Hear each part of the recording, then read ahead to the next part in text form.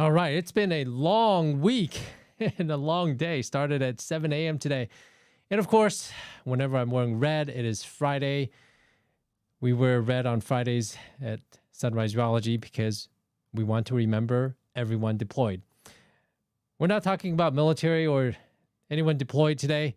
We're going to talk about vasectomy coding and billing, and when you bill a vasectomy code with an injection code, as well as the medication that you're injecting. So the question came from, actually, this video is inspired by a podcast by PRS Network, and it's the PRS coding, and it's the Urology Coding and Reimbursement podcast number 106. Link in the video description. Mark Painter, Scott Painter, and Ray Painter, they discussed a question posed by Jenifer in PRS Network's Ask the Experts forum.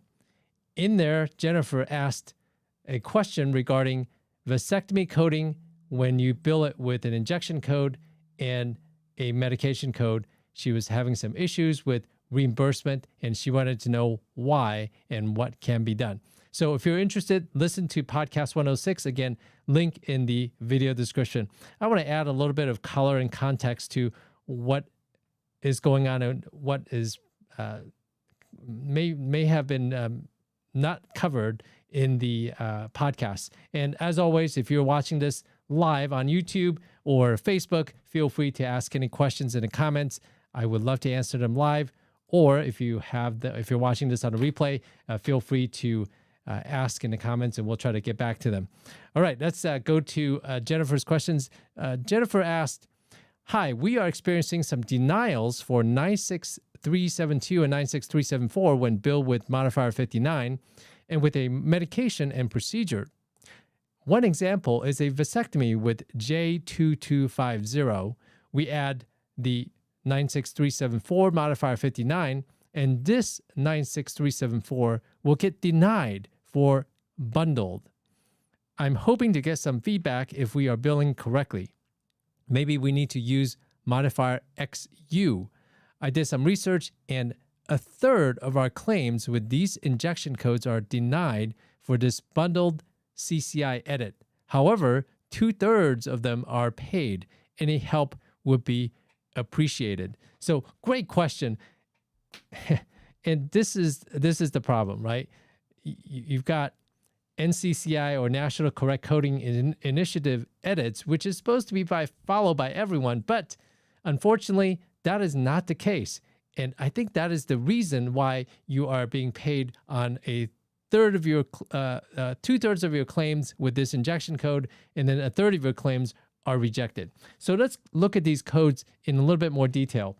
55250 is obviously vasectomy, and we don't need to discuss that. But J2250 is actually promethazine, and it's an antihistamine. Typically, it's given to patients for nausea.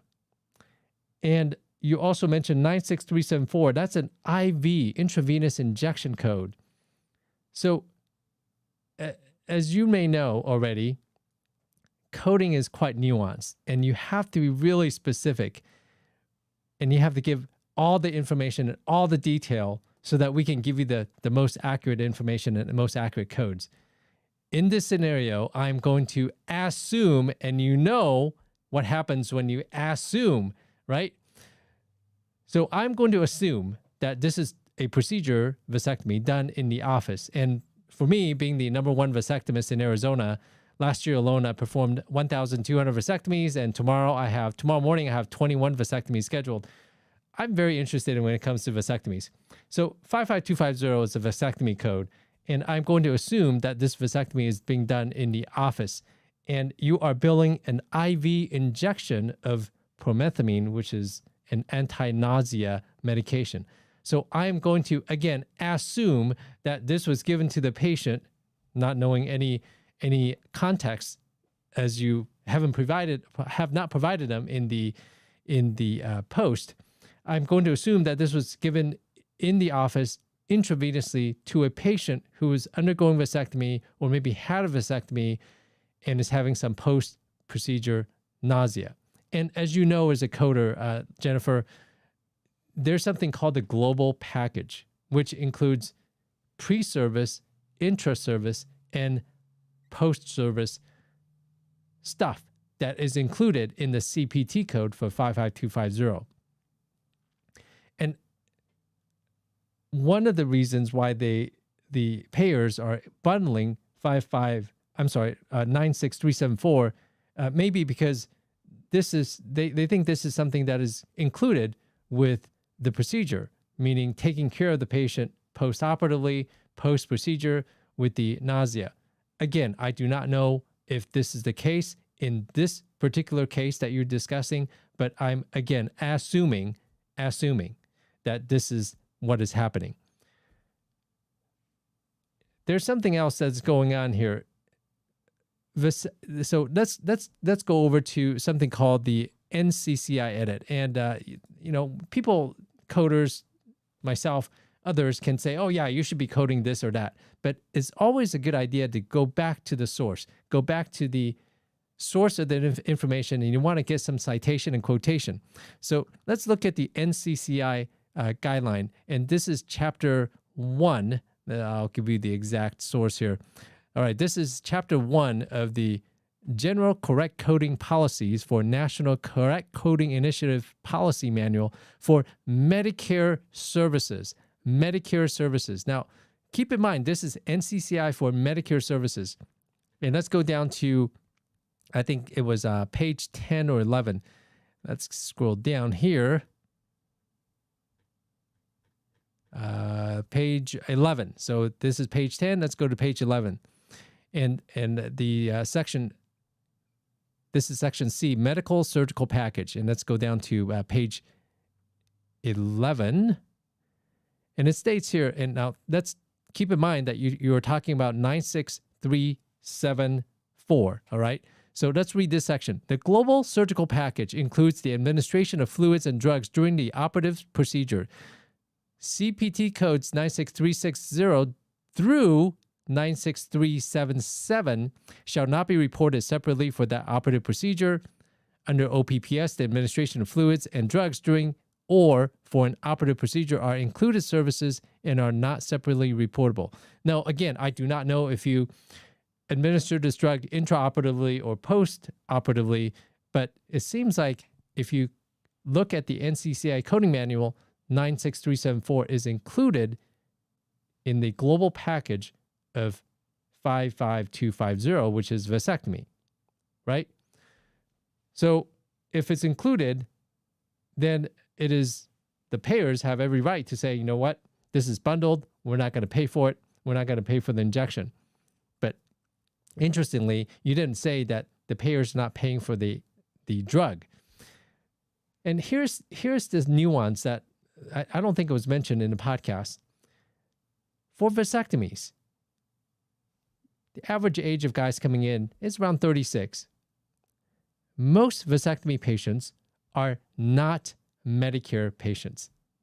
Most vasectomy patients are not Medicare patients. Now, you may be going, what? What do you mean? What do you mean they're not vasectomy? They're not Medicare patients?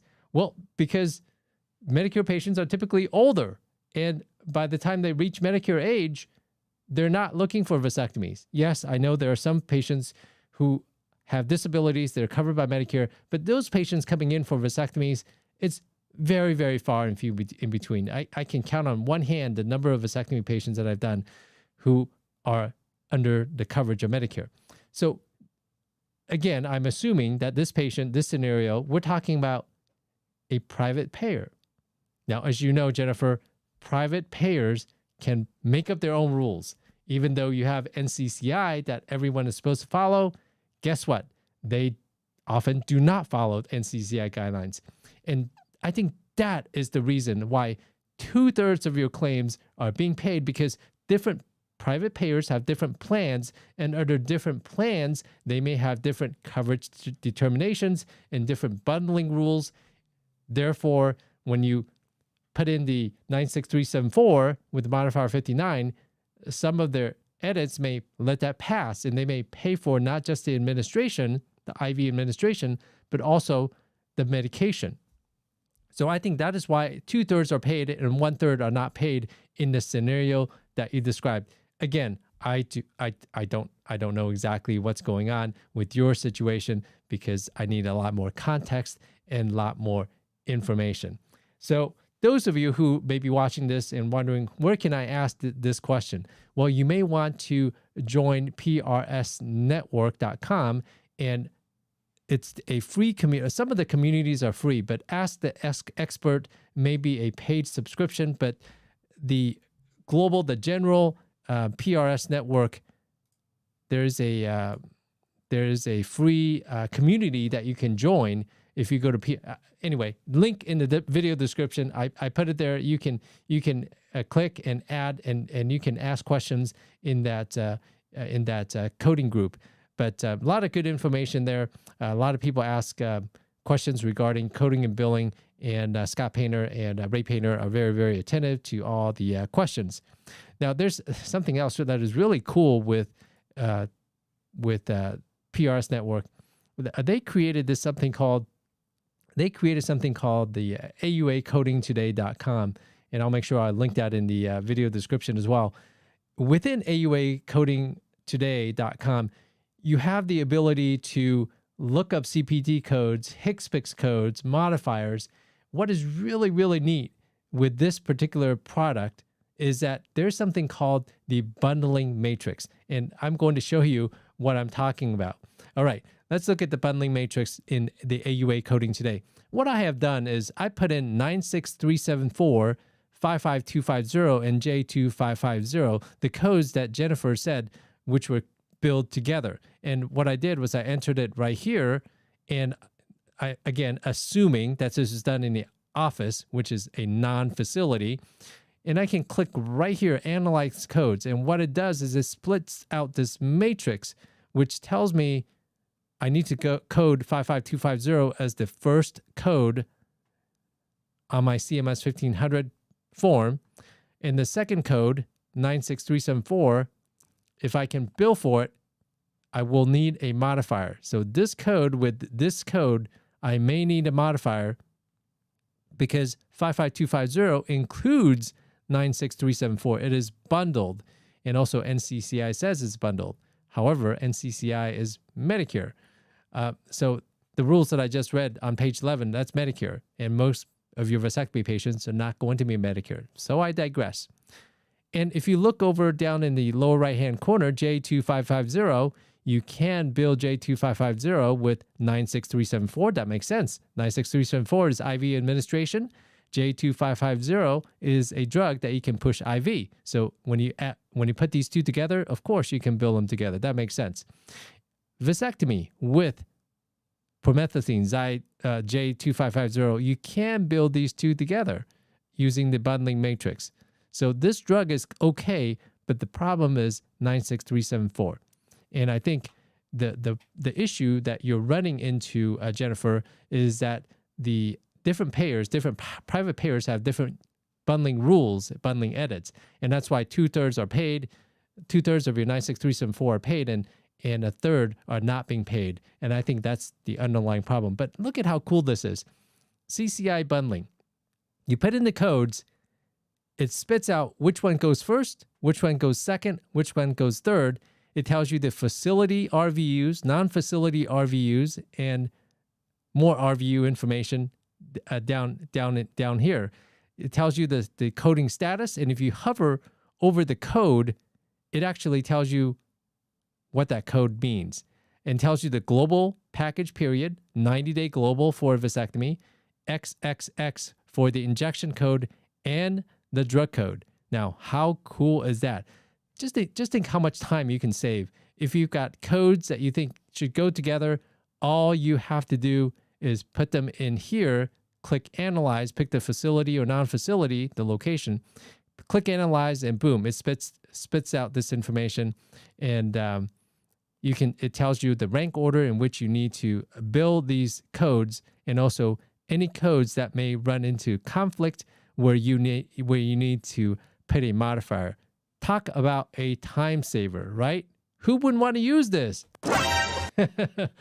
Anyway, something that you need to think about. Yes, you have your CPT code, you got your HCPCS code books, you got your ICD-10 books, but having the ability to search online using a product like this is amazing. I am not being paid to make this video. I'm not being paid to endorse the codingtoday.com or prsnetwork.com, but I am occasionally a paid speaker at some of their seminars, but I don't work for PRS. So anyway, just full disclosure right there.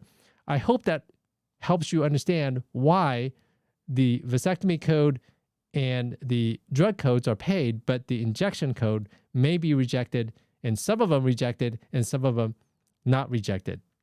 I know you also posted this question in the Thriving Urology Practice Facebook group where we are live streaming right now. But when you posted that question, you gave even less information, less context. And again, coding requires a lot of information if you want to get the best and most accurate codes back to you. We all want to just say, give a synopsis because you know where the procedures are done. You know the context under which the codes are being used. However, those of us who want to try to answer these questions, we need a lot more information if you want the best and most accurate codes and information coming back to you. All right. As usual, any questions, comments, please leave them below. I'm going to head on out of here. It's been a long day, and I've got a long morning tomorrow. As usual, I thank you so much for the privilege of your time. Thank you so much for watching. Take care of yourself, and take care of each other. Bye-bye.